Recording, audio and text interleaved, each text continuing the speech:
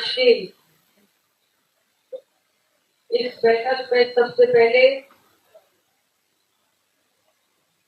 अखंड राष्ट्र के शिल्पी, भारत रत्न लौह पुरुष सरदार वल्लभ भाई पटेल, संविधान के रचनाकार बाबा साहेब अम्बेडकर एवं अपना दल के संस्थापक बोधिसत्व डॉक्टर सोनेलाल पटेल जी का स्मरण करते हुए उनको नमन करती हूँ। इस बैठक की अध्यक्षता कर रहे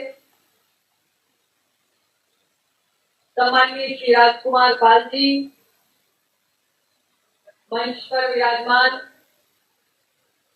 पार्टी के कार्यकारी अध्यक्ष उत्तर प्रदेश सरकार में मंत्री श्री आशीष पटेल जी, मंच पर विराजमान हमारे विधायक दल के नेता सम्माननीय श्री रामनिवास वर्मा जी, माननीय हमारे सभी विधायकगण श्री जयकुमार सिंह जी, डॉक्टर आर.के. पटेल जी, श्री जीतलाल पटेल जी, श्री शफीक अहमद अंसारी जी, बहन सरोज कुरील जी, श्री विनय वर्मा जी, मंच पर मौजूद हमारे राष्ट्रीय पदाधिकारीगण श्री जवाहरलाल पटेल जी, श्री राजेंद्र प्रसाद पाल जी, राम प्रगट पटेल जी, अवध नरेश वर्मा जी, डॉक्टर जमुना प्रसाद सरोज जी, श्री नागेंद्र प्रताप जी, श्री आरवी सिंह जी, श्री रमाशंकर जी, श्री मुन्नर प्रजापति, श्री ओपी कटियार, श्री माता बदल तिवारी और सामने मौजूद सभी हमारे साथीगण जो आज प्रदेश के कोने कोने से चलकर यहाँ पर उपस्थित हुए हैं। आज की बैठक खास तौर से हमारे वरिष्ठ पदाधिकारियों के लिए आयोजित की गई। अभी कुछ ही समय पूर्व देश का लोकसभा चुनाव संपन्न हुआ और आप सभी वरिष्ठ पदाधिकारी से लेकर एक सामान्य कार्यकर्ता था, संगठन का एक एक व्यक्ति देश के सबसे बड़े चुनाव के उत्सव में कहीं न कहीं पार्टी की ओर से अपने दायित्व का निर्वहन करता रहा। ऐसे में पार्टी ने यह उचित समझा कि हम अपने एक एक पदाधिकारी का, कार्यकर्ताओं का तो लोकसभा चुनाव के दौरान किसी न किसी लोकसभा क्षेत्र में जमीन पर उपस्थित रहे और जिन्होंने इस पूरे चुनाव के दौर को देखा, उनके तमाम अनुभवों को, उन्होंने जो सबक इस चुनाव से लिए उसको और इन तमाम अनुभवों से जो महत्वपूर्ण सुझाव पार्टी संगठन के भविष्य के विस्तार के लिए हो सकते हैं, उनका संकलन किया जाए। अपना दल टॉप टू बॉटम नहीं बल्कि बॉटम टू टॉप, नीचे से ऊपर की ओर, यह हमारी कार्य पद्धति की सबसे बड़ी विशेषता है। लोकसभा चुनाव उपरांत सभी कार्यकारिणियां भंग कर दी गई है। नए सिरे से संगठन की रूपरेखा तैयार की जाएगी, दायित्व सौंपे जाएंगे और संगठन के विस्तार की जो प्रक्रिया है उसको आगे बढ़ाया जाएगा। और इस पूरी प्रक्रिया में आप सभी के विचारों का, सुझावों का अनुभवों का समावेश हो, इस दृष्टि से आज का ये महत्वपूर्ण आयोजन बैठक का किया गया। और मैं समझती हूँ बहुत सारे पार्टी के समर्पित साथियों ने अपने विचारों की अभिव्यक्ति भी की।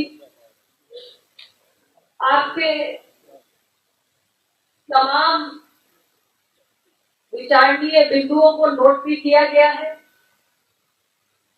हमारे राष्ट्रीय स्तर के पदाधिकारी पुनः बैठकर उस पर मंथन करेंगे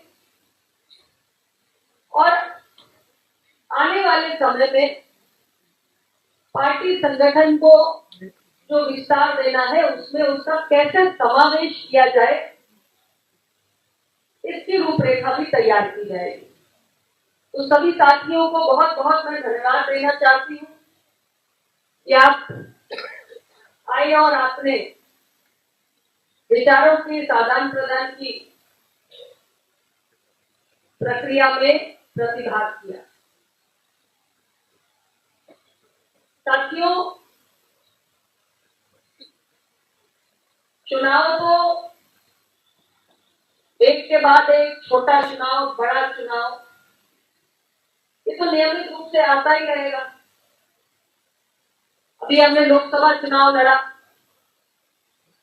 3 साल बाद हमें उत्तर प्रदेश में अगला विधानसभा लड़ना है। बीच में हमारे और लोकल बॉडीज के भी चुनाव आएंगे। हमें पार्टी के संगठन को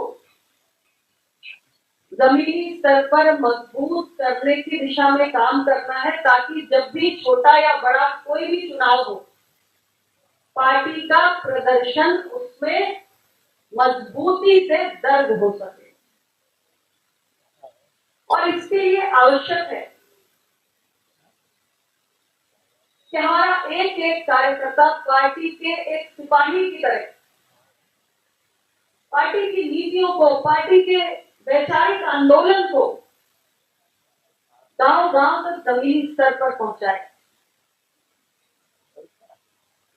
आप सबने पार्टी की कमान सौंपी है। अलग अलग जनपदों में जहां भी पार्टी के कार्यक्रम लगेंगे, मैं तो पहुंचूंगी ही, हमारे सारे वरिष्ठ नेतागण भी पहुंचेंगे, समय समय पर पहुंचते भी हैं। लेकिन केवल हमारे पार्टी के शीर्ष नेताओं के कार्यक्रमों से ही सारा काम नहीं होगा। हमारा जो कार्यकर्ता जमीन पर मौजूद है, उसे पार्टी की राजनीतिक और वैचारिक चिंतन धारा से ज्यादा जुड़ाव रखते हुए उसके प्रचार प्रसार का जमीनी स्तर पर दायित्व निभाना होगा। अपना दल ने बहुत लंबी यात्रा को तय किया है। 1995 से लेकर आज कितने वर्ष हो गए?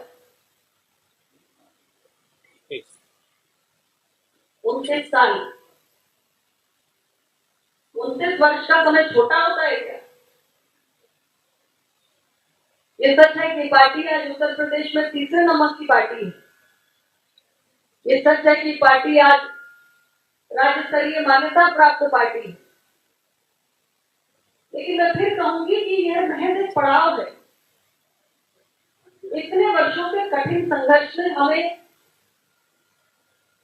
अपनी वैचारिक प्रतिबद्धता के प्रति, वैचारिक प्रतिबद्धता के साथ आगे बढ़ने का सबक भी दिया है निरंतर। और यही कारण है कि इतने लंबे समय बाद भी इतनी बड़ी संख्या में आप सब पार्टी की मासिक बैठक के यहाँ पर आए। अपना दल ने अपने गठन के समय से दबे कुचले वंचित वर्गों के अधिकार की बात की। और इतने वर्षों में जब भी कोई मसला आया, सड़क से लेकर सदन तक, अपना दल किसी विषय को उठाने से पीछे नहीं रहा। आज हमारी चिंता का विषय है, एक बहुत बड़ा विषय है, विषय है आउटसोर्सिंग की भर्तियों का। सरकार के पास भर्तियों के क्या विकल्प होते हैं? सरकार नियमित भर्ती करे, सरकार संविदा पे भर्ती करे, और आजकल आउटसोर्सिंग की भर्तियां। नियमित भर्तियों में वंचित वर्गों के आरक्षण का प्रावधान है। संविदा की भर्तियों में भी वंचित वर्गों के आरक्षण का प्रावधान है। लेकिन आउटसोर्सिंग, ये जो एक चलन प्रारंभ हुआ है कि चतुर्थ श्रेणी की जो भर्तियां हैं उनको आउटसोर्सिंग के माध्यम से किया जाए, और चतुर्थ श्रेणी में सबसे ज्यादा भागीदारी किसकी होती आई है? दबे कुचले वर्ग की। कैंसर की बीमारी सुनी है ना? देश और दुनिया में कैंसर की बहुत चर्चा है। अभी बजट आया, मेरा ही मंत्रालय, हमारी सरकार ने कैंसर की 3 बीमारियों के दाम घटा दिए, उस पर कस्टम ड्यूटी कम कर दिया। कैंसर की बीमारी बड़ी खतरनाक है, बड़ी गंभीर है। उससे भी ज्यादा गंभीर बीमारी बन चुकी है ये आउटसोर्सिंग।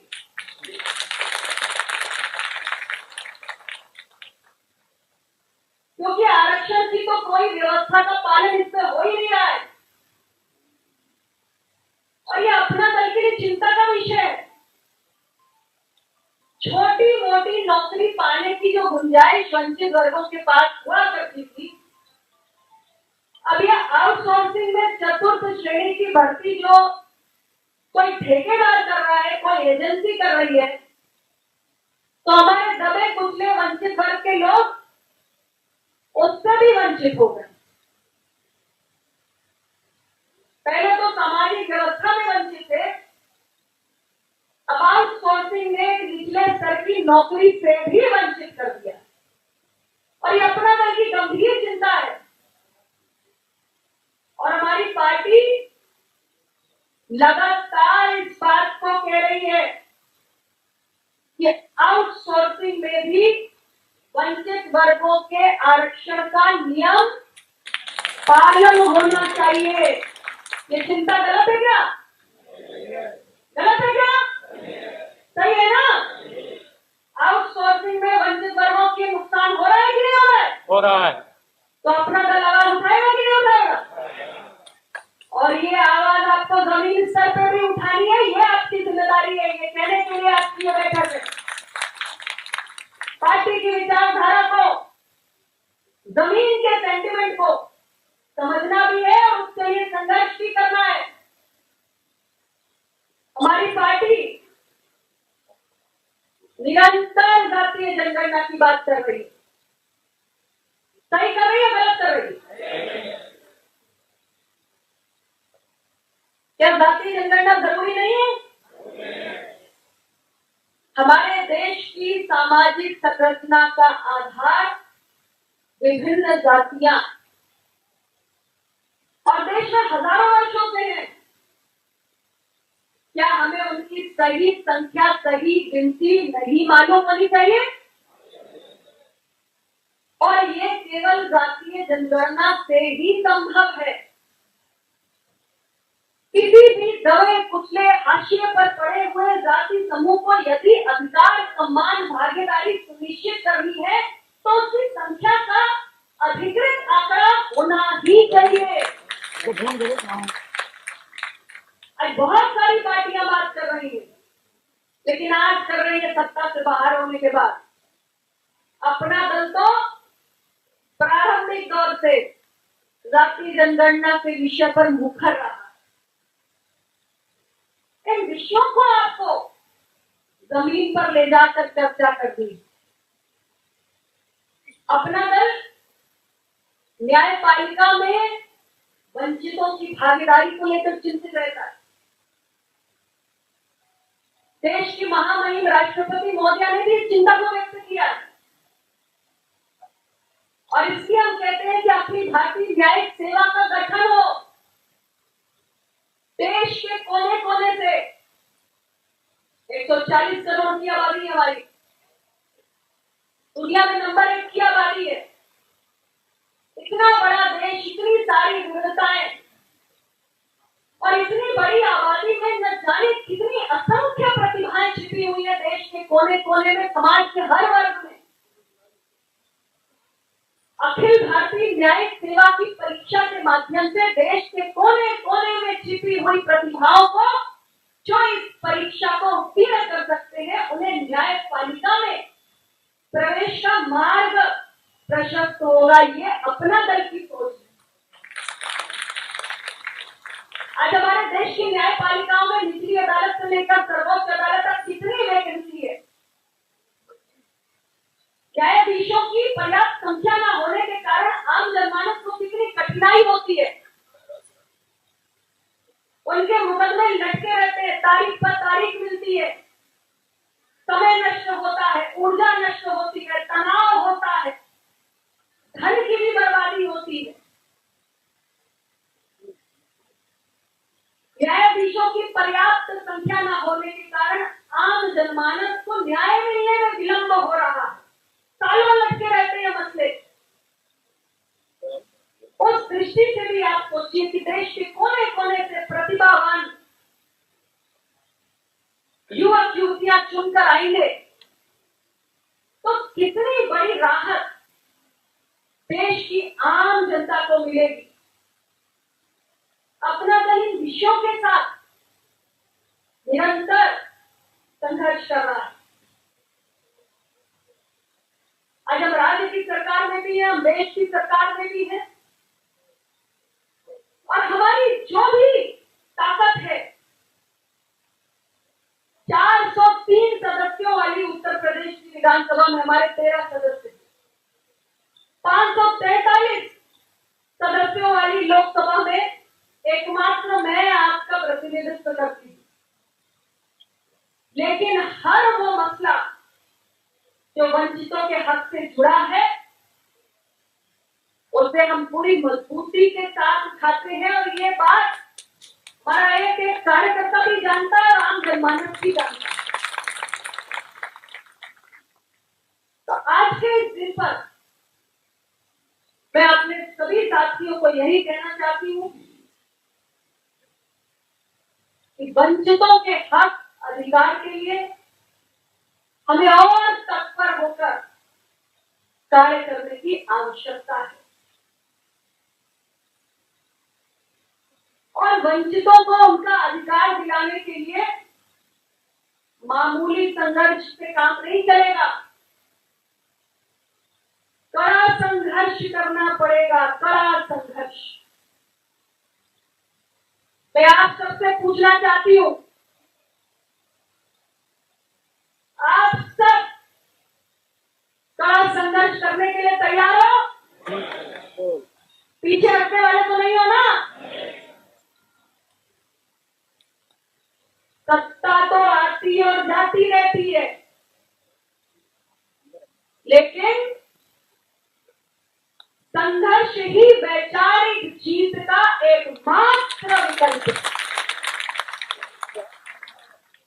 और मैं आप सभी को यही कहना चाहती हूं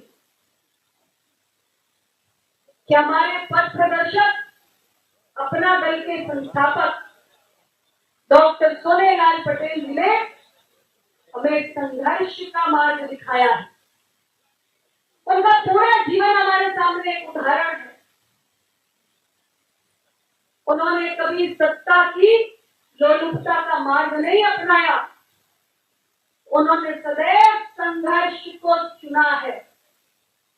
और अभी 2 जुलाई को मैंने एक बात कही थी, अगर आपको याद हो, संघर्ष उन्हीं को चुनता है जिनके भीतर स्वयं को खपाने का मौका होता है।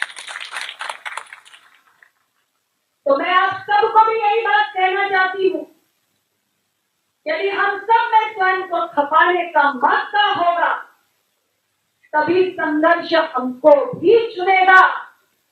इसलिए आज इस सभागार से हम बाहर जाए तो मन में इस इरादे के साथ जाए कि संगठन ही सर्वोपरि है और संगठन में जब तक वैचारिक प्रतिबद्धता है तभी तक हम वंचितों के कल्याण का मार्ग प्रशस्त कर सकते हैं।